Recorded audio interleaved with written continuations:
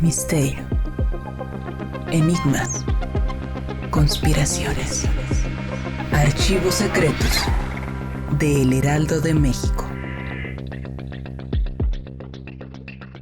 Gracias por acompañarnos en un capítulo más de Archivos Secretos del Heraldo de México. El día de hoy tenemos invitados muy especiales. Nada más y nada menos que el director, productor y guionista Rigoberto Castañeda, quien en su exitosa carrera ha trabajado en diversas películas y series de terror, tales como Carem, La Posesión, Atrapados, 13 Miedos y, por supuesto, el ya clásico del cine de terror mexicano, Kilómetro 31 y sus respectivas secuelas. Y la talentosa actriz Fernanda Echeverría, a quien recordarán por su participación en Celeste Soledad, Frida y El Baile de los 41. Bienvenidos y muchas gracias por aceptar la invitación. ¿Cómo están? Muchas gracias, pues muy bien, encantados aquí de ponerle el ambiente de horror a la cosa. ¿Qué tal el tráfico? Un poquito pesado. Un poquito, muy leve. Normal. Sí, normal, México. Sí, Exactamente. Y bueno, pues muchísimas gracias a todos los que están sintonizando este nuevo episodio. El día de hoy vamos a hablar más adelantito del nuevo proyecto que Rigoberto trae para los cines. Turno Nocturno. Quizá algunos ya habrán escuchado la promoción de esta película en cortos, en algunos avances. Específicamente, bueno, ¿por qué en Archivos Secretos? Bueno, porque Turno Nocturno justamente se basa en una historia que quizá algunos ya de nuestros seguidores recuerden que abordamos en una de nuestras temporadas. Se basa principalmente en la historia de La Planchada, la famosa enfermera fantasma. ¿No es así, Rigo? Correcto. Y pues bueno, también aquí Fernanda es quien, si no me equivoco, vas a encarnar. Ajá. ¿Es correcto? Ajá, es correcto. Ok, perfecto. Pues bueno. Y escuché ese podcast. Excelente. Sí, es justamente lo que me estaba contando, que pudo escuchar el episodio que hicimos aquí en Archivos Secretos sobre La Planchada. Y bueno, para aquellos que no escucharon el episodio, vamos a darles una pequeña parte de esa historia, de ese fenómeno que muchos médicos, enfermeras y pacientes de hospitales reportan en sus visitas a hospitales. Pues bueno. A ver, me da curiosidad. Vamos a empezar con si la historia, ¿les parece? Estamos en concordancia. Bueno, la historia dice más o menos así. Imagina que un día te quedas internado durante la noche en el hospital por un problema de salud. De repente te atiende una enfermera muy hermosa y amable. Ella te ayuda a tomar tus medicamentos y da algunas palabras de aliento. Pero a la mañana siguiente, descubres que aquella tierna enfermera era un fantasma. En México, existe una leyenda muy famosa en todos los hospitales. Se trata de la historia de La Planchada, una enfermera que por desamor y tristeza pasaría el resto de la eternidad cuidando a los enfermos en los hospitales que más necesiten de su ayuda. Digo, en un principio suena como muy amable, ¿no? Un personaje muy... Correcto, sí. Muy lindo, pero no sé si a ustedes les den miedo a los hospitales. Fer, ¿a ti te da miedo a los hospitales? Miedo, no. Me pasa, yo creo que lo que a cualquier persona, como disgusto y no ganas de estar mucho tiempo ahí, y como respeto y admiración por quien sí, pero miedo, no todavía. Puede que sí. ¿Has estado internada en un hospital? Es que nunca. Y como sé que Rigo sí. Por ahí viene ¿Tú la sí, cosa. Ajá. Yo sí estaba internado. ¿Cuánto tiempo estuviste? 3 meses. Es un montón. Sí. Es que tiene que ver con el momento en que termino de aterrizar la historia de la película. Ok. O sea, fue a partir de una vivencia que decidiste. Correcto. Yo ya quería hacer la historia de La Planchada. Era una leyenda que yo conocía, pues primero que nada por una tía que no es enfermera, como tú que sí tienes familiares en la enfermería, pero mi tía era recepcionista de un hospital. Y ella ya me había contado por primera vez de esa leyenda. Okay. Y curiosamente yendo a hacer scouting a un hospital, justo al Hospital Juárez, que está en el centro de la Ciudad de México. Exacto. Haciendo ese scouting, siempre pregunto, ¿no? Cuando veo un lugar que es interesante, que tiene como una cierta energía, que lo presientes, ¿no? Antes de, en cuanto pones un pie en este tipo de lugares, presientes que hay algo, ¿no? Eso. Entonces pregunté, ¿hay alguna historia por aquí? No sé qué. Y me dijeron, pues sí, de aquí es La Planchada. Entonces ya me empezaron a contar toda esta anécdota, la de Eulalia por primera vez, ¿no? Y desde entonces se me quedó en la cabeza que era una muy buena historia como para hacer una película. Claro. Y es un fantasma además que pues yo lo que creo es que es increíblemente iconográfico, ¿no? Tiene algo que al momento en que te cuentan de este fantasma con un vestido en forma de A, muy característico, muy bien almidonado, planchadito, por eso la planchada, ¿no? Porque es muy pulcra. En su vestir, ¿no? Es muy estricta. Se nota en el vestir, se nota qué tan estricto eres, ¿no? Exacto. Y eso es lo que proyecta el fantasma. Entonces, siempre sentí que era una leyenda iconográfica mexicana que valdría mucho la pena llevar a pantalla. Sí, sobre todo que creo que refleja, bueno, quizá de Fer, no, pero tú sí, ¿no? Ese miedo que algunas personas tienen a esos lugares, ¿no? Los hospitales. Y quizá también como que el conocimiento que tienen algunos profesionales de la salud respecto a temas paranormales, ¿no? Porque contábamos un poquito fuera de cámaras que hay muchas historias que no mucha gente conoce y muchas leyendas. Y esta de la planchada precisamente es una de ellas. Y bueno, retomando la historia, todo comenzó en el año de 1900, como mencionaba Rigo, en el Hospital Juárez de la Ciudad de México, que en esos años aún se llamaba Hospital San Pablo. Ahí trabajaban una joven enfermera de nombre Eulalia, quien resaltaba de entre todas sus compañeras por su belleza y pulcra imagen, ya que le gustaba vestir siempre el uniforme completamente limpio y bien planchado, como bien acabas de mencionar. Eulalia siempre había soñado con ser enfermera. Su pasión era atender a los enfermos de la mejor forma posible, pero las cosas cambiaron cuando un nuevo doctor llegó al hospital. Su nombre era Joaquín. El doctor Joaquín también era muy atractivo y joven. Tenía una personalidad encantadora que cautivó de inmediato a Eulalia, quien poco a poco fue enamorándose de él hasta que finalmente decidieron convertirse en pareja. La relación fue avanzando como se esperaba. Eulalia estaba muy ilusionada con su nuevo amor, quien luego de unos días le propuso matrimonio. Para ella, todo era un sueño que se volvía realidad. Sin embargo, pasó poco tiempo para que aquel sueño se convirtiera en pesadilla. De pronto, un día, Joaquín le dijo a Eulalia que debía asistir a un congreso de médicos en otro estado de la República, para lo cual hizo sus maletas, se despidió de ella y sin más que agregar, se fue. La joven enfermera creyó cada palabra de su amado, esperándolo con gran ilusión para poder proseguir con la boda.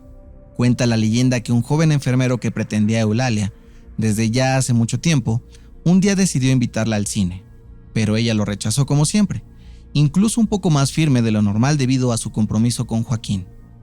Ante aquel desaire, el joven, muy molesto, le contó a Eulalia un rumor que ya comenzaba a circular por los pasillos del Hospital San Pablo, el cual tenía que ver con su prometido. Según los rumores, Joaquín había renunciado ya al hospital. Se había casado con una mujer con la que tenía una relación desde antes de conocer a Eulalia y juntos se habrían ido a vivir a otro país. Bueno, esa es como la primera parte, digamos, el despecho de los personajes. Me gustaría hacer una pequeña pausa y preguntarles a ustedes, a partir de esta historia, ¿qué tan apegada está la película a esta parte, digámoslo así? ¿Es correcto? ¿No es correcto? Ustedes decidieron darle otro giro. Quizá va a ser un pequeño spoiler, ¿no? Pero me gustaría que nos contaran un poco sus historias, su forma de hacer la película. Pues a ver, tú primero, ¿Yo porque primero? sí, trabajamos un poquito la biografía del Sí. fantasma. Sí. Y pues más o menos sí, bueno, hay unos puntos en común, ¿no? Sí. Yo Rigo me introdujo al personaje de Eulalia Estrada, la planchada, me contó un poco. Yo ya había leído el guión. Luego yo, con una enfermera que tengo en casa, me platicó que por supuesto que la conocía no solo ella, sino todas sus colegas y camilleros y personal del sector de salud. Y entonces ahí me escuché casi todos los podcasts que pude, incluyendo el tuyo. También los artículos, desde los más chafas hasta los más detallados.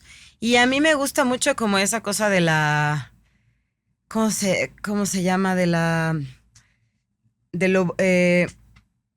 cómo se van transmitiendo las historias, leyendas, tradición oral. De boca en boca. Decir. Sí, como, y a través de las generaciones, claro. Que en realidad es un teléfono descompuesto tamaño Dios, pero muy divertido. O sea, a mí me gustaba, algunas decían que tenía ojos claros, algunos decían que era bellísima, otros no hablaban de su aspecto físico para nada, algunos hablaban de que se había enamorado de un doctor y otros tenían otras historias y me gustaba, como que decía, no importa. Importa lo que haga yo con Rigo y lo que hagamos en equipo en la peli.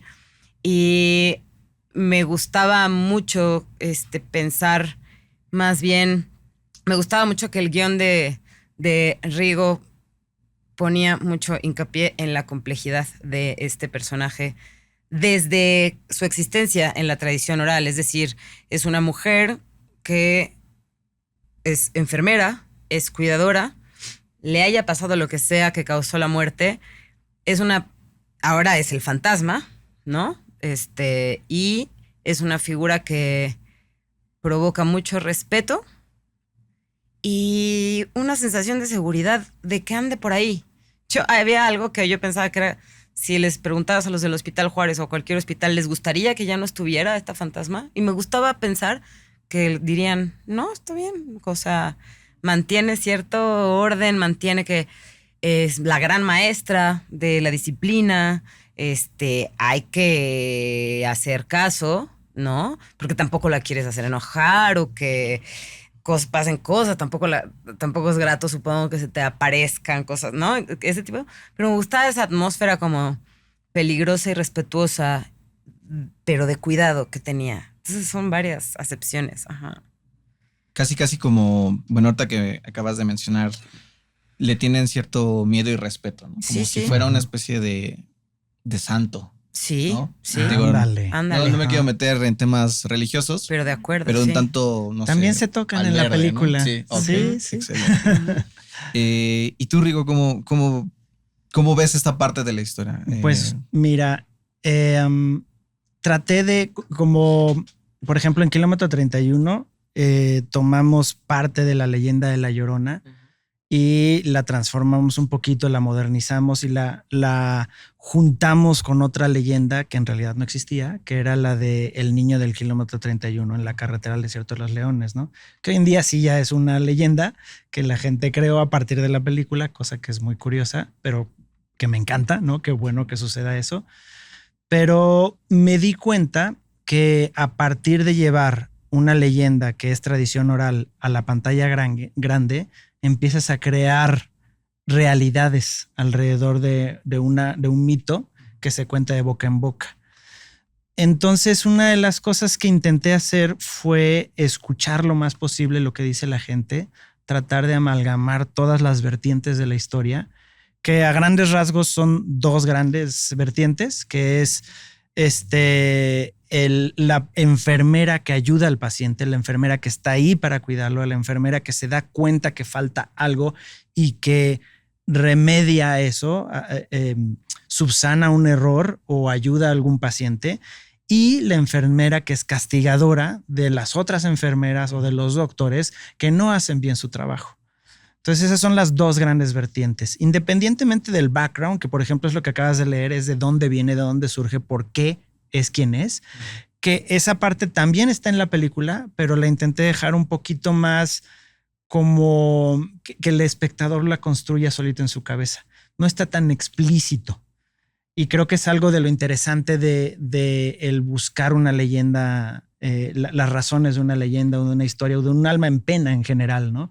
El tratar de rascarle a esa historia. Por ejemplo, si hay psicofonías, las psicofonías reconstruyes a partir de lo que escuchas e investigas y encuentras una nota del periódico, pero nunca vas a saber toda la verdad alrededor de ese espíritu, de esa alma en pena, ¿no?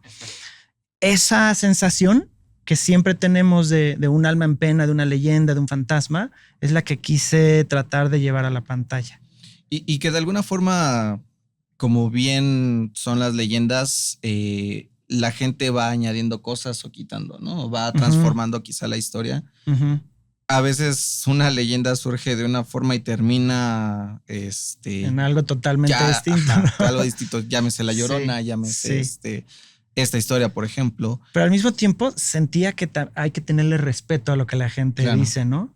Que sí, los que han escuchado hablar de la planchada, los que la viven en los hospitales en el día a día, pues se digan, claro, yo he vivido o he escuchado cosas muy similares. Sí, exactamente. Y fíjate que en el episodio que tenemos previo sobre la planchada, hubo muchos comentarios en el capítulo de YouTube donde sí nos comentaban, oye, ¿sabes que yo estuve internado un tiempo en el hospital? Y efectivamente, o sea, una mujer con ciertas características me atendió. Yo pregunté después por la enfermera, que pensé que estaba en turno, y resulta que no. O sea, resulta que nadie la había visto, no era una enfermera quien lo estaba cuidando. O sea, coinciden muchas historias en eso, ¿no? En un ente que se acerca para ayudarlos, cuidarlos, y nadie sabe qué onda, ¿no?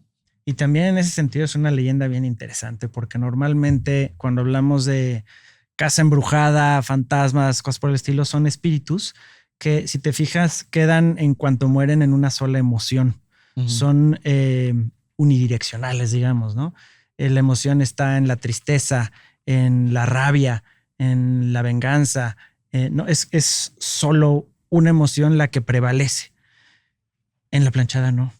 Hay una tridimensionalidad muy interesante detrás de un solo espíritu. Exacto. Sí, hay como una dualidad quizá también, ¿no? Una dualidad.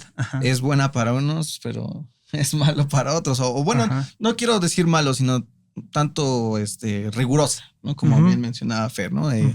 Y que la profesión de la enfermería es así, ¿no? Un tanto rigurosa. Exacto. Que de alguna forma también, así como nosotros nos espantaban de chiquitos, ¿no? De te va a llevar el señor del costal. Sí. Quiero pensar que también en los hospitales es: ten cuidado con lo que haces, porque si no la planchada te va. No capaz que después de esta película mejora nuestro sistema de salud, ¿no? Ojalá que sí. Estaría muy bueno. Pero bueno, ya escuchamos la primera parte de cómo se enamora Eulalia. Vamos a, digamos que la parte desenlace de esta historia. Bueno, como bien habíamos mencionado, este chico le menciona a Eulalia que su esposo, prometido, novio, ya tenía otro romance. Ella no lo podía creer. Cuenta la historia que el tiempo comenzó a transcurrir. Ella no supo nada sobre su amado. De alguna forma, Eulalia sobrellevó la situación, pero como el tiempo seguía transcurriendo, cae en depresión. Su ánimo estaba por los suelos. Aquella bella mujer amable, pulcra, comenzó a convertirse en una persona amargada que descuidaba su higiene personal y a los pacientes que le tocaba cuidar en el trabajo. Poco a poco la salud de Eulalia fue empeorando, hasta que tuvo que ser internada en el mismo hospital donde trabajaba. Sin embargo, ella jamás luchó por seguir viviendo. Aquella decepción amorosa le había arrebatado toda la luz de su ser hasta que al final falleció. La historia dice que el alma de Eulalia nunca pudo tener paz por completo, debido a que varios de sus pacientes habrían sido descuidados durante su depresión, algunos incluso perdiendo la vida por su culpa.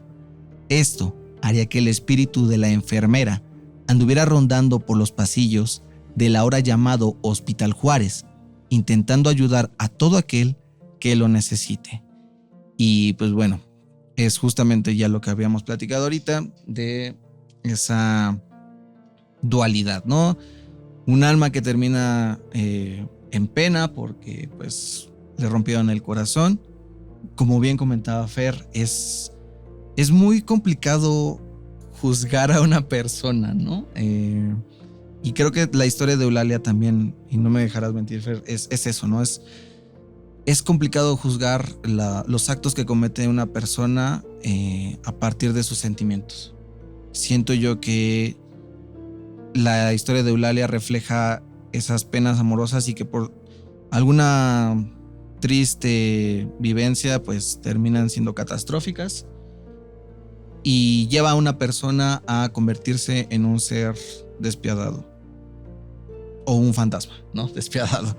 Entonces, quizá para unos es mala suerte, quizá para unos es un infortunio que sufrió Eulalia, pero de ahí surge la leyenda, ¿no? Y hasta la fecha muchos hospitales mantienen esa leyenda viva por su personal médico. Siento yo que es una historia muy compleja. Ustedes seguramente hicieron su investigación y me gustaría escuchar qué tanto aprendieron de este personaje, de las vivencias, o qué tanto les llegó a comentar el personal médico respecto a ella. En mi caso, a mí me gustó mucho lo que te decía hace rato, pensarla así como tu relato, o sea, pensarla viva, pensarla, tenía mi edad en ese entonces y la misma, pensar qué podía acongojarla, además de su historia amorosa, un poco imaginándome antes de conocer a quien la llevaría a la muerte, si nos quedamos con que fue eso, una muerte por corazón roto, pero antes, ¿qué le acongojaba? ¿Cuáles eran sus problemas? ¿Por qué era enfermera? ¿Por qué no era madre? Si era hermana de alguien, ¿qué pasaba? ¿Cómo había sido su historia con su papá?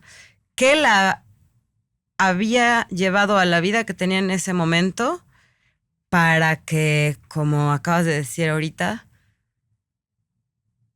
la acabara perdiendo su vida o descuidándose de esa manera, ¿no? ¿Dónde estaba su fragilidad? Y eso fue muy bonito verlo con Rigo porque me dejó escribir o sea, yo le podía compartir lo que yo escribía, que eso es algo que nadie iba a ver. Hizo un diario. Okay. Un diario. Hice un diario y pensando mucho en, ya está, esta mujer claramente va a tener, como cualquiera de los que están aquí y escuchando también, y los que están en esta sala, muchos problemas, que son injuzgables por las mismas personas. O sea, pueden ser infiernos, pueden ser leves, pueden ser, pero broncas. Y entonces, ¿cuáles son las broncas? Porque si bien acabas de decir que no es fácil juzgar a las personas, aunque es lo que más también hacemos los humanos, es el deporte más accesible para todos, pues la que menos puede juzgarla iba a ser yo. Nosotros, los creadores, ¿no? O sea, éramos los que de entrada no podíamos juzgarla. Entonces teníamos que entenderla y ya después dejarla que se fuera al carajo tomando las decisiones que tomara. Okay. Pero ese envolvente fue muy bonito, creativo. ¿Y tú, Rigo? Pues mira, siento que esta acepción que está en esta historia que nos acabas de leer y que está pues en cualquier variante de La Planchada y de casi cualquier fantasma, me llama la atención, me quedé pensando ahorita mientras leías, que es sumamente católica.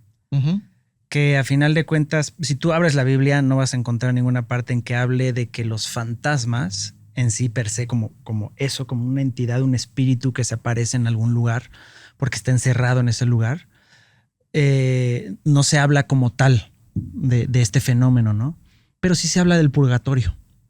Y el concepto del purgatorio es muy similar a lo que plantea esta parte de la historia.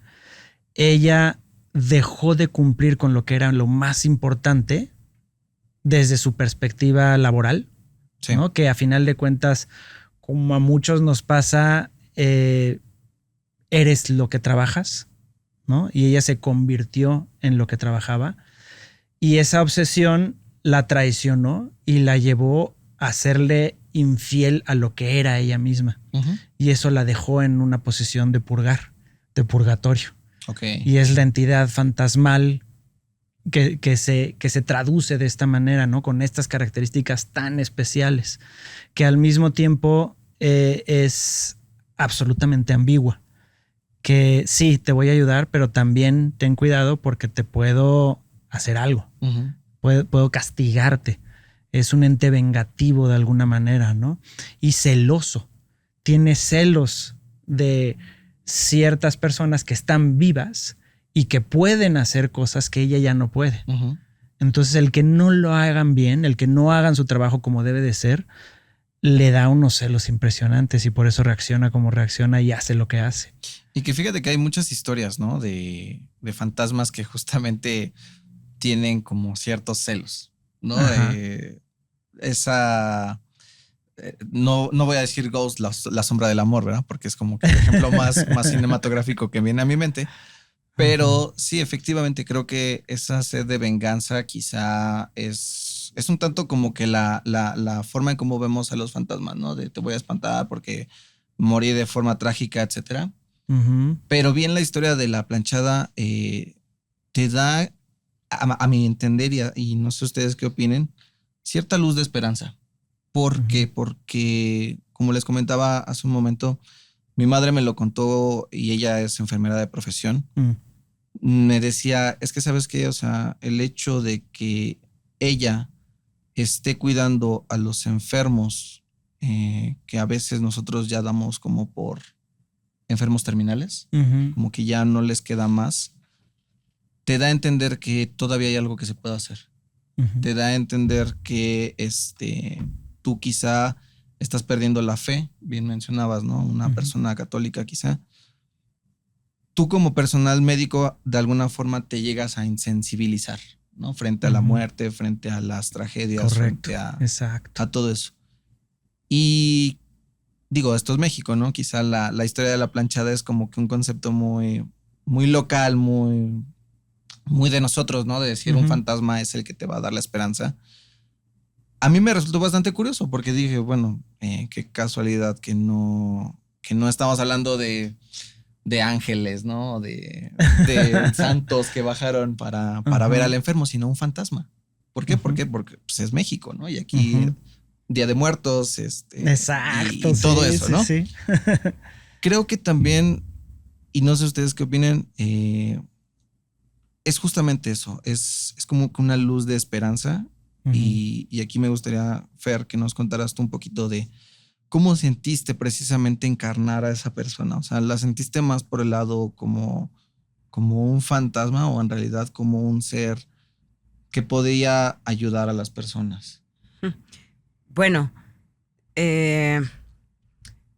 primero decir que yo, ya independientemente de la peli, tenía por primera vez en mi vida una cercanía con la profesión del ser enfermero y enfermera, y se me cayó la mandíbula y me obsesioné con lo importante que es y lo poco,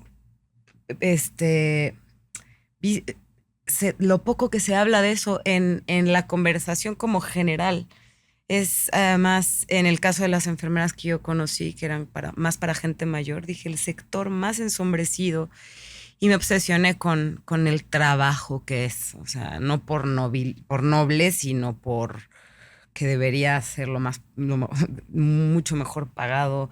O sea, es una cosa brutal que me enseñó muchísimo de tolerancia y de resistencia y de, como tú decías, también rigidez y, en fin, un montón de valores. Entonces, obviamente acá me tocaba hacer la parte fantasmal, la parte más paranormal, la parte más, ¿no? Pero para esa primera parte que te contaba hace rato, como un poco para su parte viva, para su parte de una mujer enfermera viva de esa época, pues ahí ese momento se ve en una parte de la película, nada más. Pero en mi construcción estuvo muy presente. Y ya después fue entrarle a todo el juego que yo pisaba por primera vez, que era ser un personaje paranormal.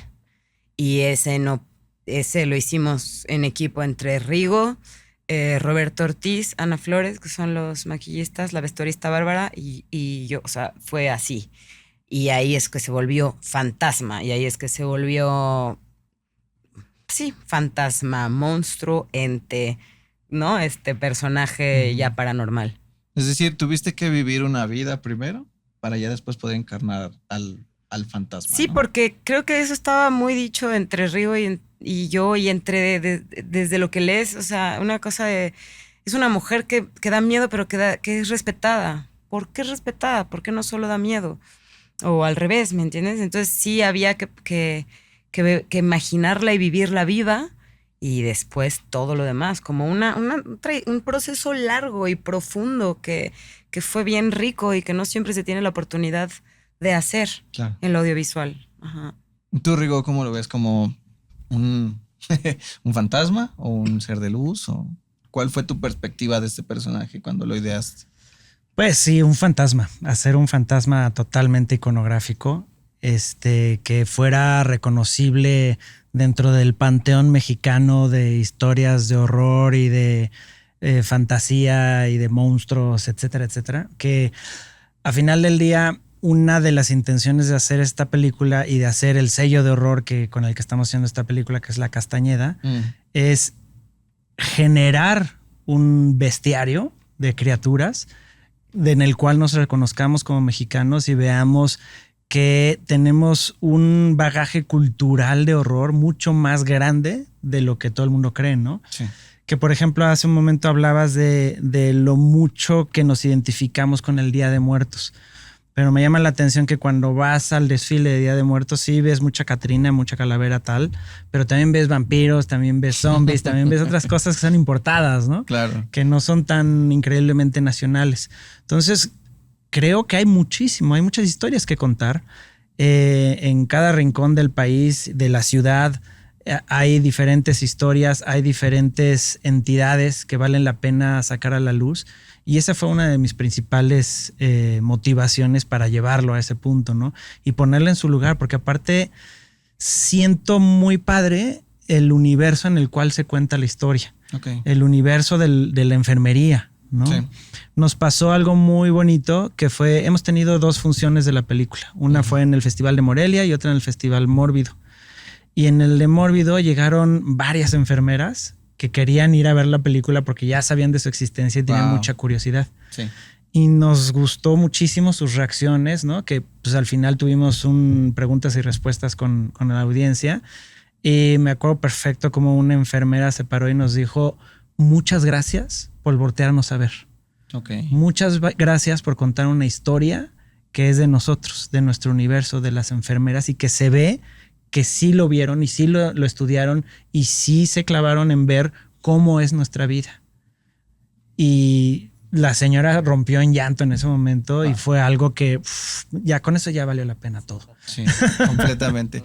Sí, es que si te das cuenta, o sea, creo que también el hecho de que la leyenda capture como que esas vivencias que ocurren dentro del sector médico, quizá un poco centrado en las enfermeras, ¿no? Pero ¿cuántas enfermeras seguramente no han caído bajo los, pues digamos que el típico doctor que engatusa, ¿no? O que enamora o que juega a ser un galán con ellas? Cuando ellas, o sea, están enfocándose en realizar sus actividades, en llevar a cabo su trabajo, y a veces no les queda de otra. O sea, tienen que soportar al gañán o al patán que les está molestando mientras ellas están realizando sus actividades. Y vaya, o sea, esta leyenda sí te habla de una enfermera que se enamoró y que le rompió en el corazón. Pero justamente, ¿no? ¿Qué hay detrás de ello? ¿Qué hay detrás? O sea, hay mujeres que se dedican a la enfermería, hay mujeres que sufren, hay mujeres que aún así, con todo lo que están padeciendo en su vida personal, tienen que sacar adelante su trabajo. Y si no lo hacen, se les castiga, se les juzga, ¿no? Se les condena. Yo la primera vez que escuché justamente esta leyenda, sí sentí que iba más como que enfocado a eso, ¿no? Como que, enfermera, haz tu trabajo o la planchada te va a venir a castigar, ¿no? O te puedes convertir en la planchada. O sea, no puedes descuidar a tu paciente, a tu imagen. No puede ser desalineada, ¿no? Y creo que engloba mucho justamente, ¿no? O sea, es como un folclore que viene a darle identidad a este sector laboral y sector de la población mexicana. Entonces, con esto que me acaban de mencionar, la verdad es que pues yo no soy enfermera, no soy enfermero, pero creo que concuerdo con la anécdota que nos acabas de contar, Las enfermeras y personal médico seguramente se van a identificar mucho con tu historia y con tu película. La verdad es que yo ya quiero verla. Pero, claro, es que no la has visto. Sí, no, nos dijeron que nos iban a pasar el link, pero bueno, ya pasó otras cosas. No es cierto. No. Qué bueno, porque así en el cine vas a ver que es algo muy chido. Es que la experiencia en el cine está bien bonito, la verdad. Está reaccionando muy bien. Las 2 funciones que te digo que hemos tenido han sido maravillosas. Sí. Excelente. Pues sí, definitivamente tenemos que verla en pantalla grande. Oigan, ya nada más creo que para complementar, me gustaría preguntarles, ¿vivieron algo paranormal durante esta grabación? Sí, no, ¿por qué? Entren en detalles, por favor, porque estoy seguro de que el público le interesa mucho. Cuéntenos. Yo cuento rápido. Es que filmamos en un ala abandonada del edificio completo. Abandonado del centro médico. Siglo XXI, que no se acabó de afectar, o sea, estaba afectadísimo por el temblor del 85, pero nunca lo derribaron. Se quedó ahí, pero sin usar. Entonces ya de entrada es un edificio que parece más una pieza de museo, pero a la vez no era con esos propósitos. O sea, ya de por sí es un fantasma esa madre, ¿no? O sea, es como ya ahí. Aparte, era el hospital de convalecencia, que eso es un dato muy importante. Eso La convalecencia significa que todos los que están como recién operados o a punto de morir o cualquiera de estas cosas van a parar ahí. Como en el umbral. Que están justo ahí en el umbral. Exacto. Y entonces el cálculo que nos decían los mismos del centro médico era que ahí habían fallecido, antes del terremoto del 85, que ahí habían fallecido aproximadamente 300,000 personas. Para que le eches un poquito al cálculo. Digo, ya por lo menos un porcentaje, ¿no? Un mínimo. Imagínate que yo te digo, vamos a pasar la noche a un cementerio. Pues ahí hay 15,000 almas en un cementerio, ¿no? Aquí habían 300,000. Yo una vez me acuerdo que quería pedir permiso. Ya no me acuerdo si lo hice. Tengo mala memoria, pero yo quería pedir permiso para quedarme una noche ahí antes de empezar a grabar. No me acuerdo, honestamente no me acuerdo si me eché para atrás. Sí lo mencionaste. Sí, o no me acuerdo si no me dejaron. De igual manera, tenía muchas ganas, o sea, ya sabías que no era un set cualquiera. Segundo, supimos también que muchos de las personas que fallecieron durante la pandemia iban albergando los cadáveres ahí. Esa es otra. Y lo que provoca, porque voy a acelerar contestando tu pregunta, yo lo que viví no fue, porque yo siento que me falta sensibilidad de lo paranormal, lamentablemente, en cuanto a yo vivirlo, de ver fantasmas y tal, pero lo que sí sentía era una atmósfera rara en la parte de arriba. Las personas que llegaban las que llegaban más temprano, que eran las que iban limpiando todo, poniendo las telas para la luz, dejando el campo de juego listo para filmar, y las últimas personas en irse, ellos ya, o sea, no iban al cuarto piso, no habían pasado, tenían unas historias loquísimas de voces, de cosas muy locas, y yo que intenté subir, como que subí, pero ya no caminé todo el pasillo. ¿Llegaste al cuarto? O sea, subí las escaleras y mi plan era caminarlo sola, a pesar de que todos me dijeron, no, Fer, ya, ¿para qué? Yo, espérense. Y cuando llegué, había algo que me dio como decir, siento que es raro pero dije, mejor bájate. Hay algo como de falta de respeto. Más que ay, qué miedo me va a aparecer un fantasma, es como, ¿para qué vienes a comprobar qué cosa? Aquí no es para la película. Bájate. Ok, como que tu instinto de conservación dijo... Pues de respeto a algo que no visualizaba, solamente sentí y dije, está todo bien. Ya está. Si no se me quiere acá arriba, pues no se me quiere acá arriba. Y él también era como, ¿qué estoy diciendo? ¿No? Yo, no pienso así, no hablo así, pero así me sucedió. O sea, eso fue una experiencia, es muy raro. Sí. De hecho, eso es mucha sensibilidad a lo paranormal. Bueno, sí. Pero sí, puede ser. No entremos en detalles. Pero fíjate que pedimos permiso. Ok. Me acabo de acordar a partir de tu anécdota. Ajá. La productora, Moni, me lo dijo, tienes que pedir permiso antes de filmar aquí. Pues estamos pidiendo permiso al Seguro Social y tal, y no sé qué. No. A las almas que viven aquí. Y yo así de, ok. Y pues sí, dijimos en voz alta, quien sea que viva aquí, por favor, denos permiso, vamos a filmar una película. Se trata justamente de gente como ustedes que viven, ¿no? Sí, nos echamos todo un choro ahí, que pues a lo mejor funcionó. A lo mejor y no, porque acuérdate lo de la otra anécdota que yo les he contado. Es que quedó en un shot, estábamos filmando, reconstruimos 3 diferentes pisos. Fue la planta baja, el primer piso, que en realidad lo reconstruimos como un sótano, y el tercer piso. Pero cuando estábamos filmando ahí en ese sótano, que tiene mucho que ver con la historia original de La Planchada, de la de 1894 era nuestra fecha, habían unas telas colgando del techo que separaban una cama de otra, ¿no? Como hacían cuando tenían como estos grandes búnkers cuando había una pandemia, por ejemplo. Y estábamos filmando así y de pronto se movió una de las telas, como si alguien lo hubiera agarrado así, lo hubiera extendido, así, o como si alguien lo hubiera pasado por abajo, pero como de esta estatura, y hubiera extendido la tela. Y yo pensé, seguro alguien se atoró la tela del vestido del fantasma y entonces lo jaló con un hilito, qué sé yo, ¿no? Pero fuimos a ver qué diablos era y nunca encontramos nada. Y está ahí la toma. No quedó en la película, pero ahí la tenemos la toma. Próximamente en el material extendido. Sí, se lo voy a pedir al editor, fíjate, estaría porque bueno, sí está interesante. La verdad sí estaría bueno. Yo lo vería. Un cine minuto de promoción de la peli. Puede ser, sí, claro, por supuesto. Exacto, con fenómenos paranormales que ocurrieron durante la grabación. Seguramente funcionaría.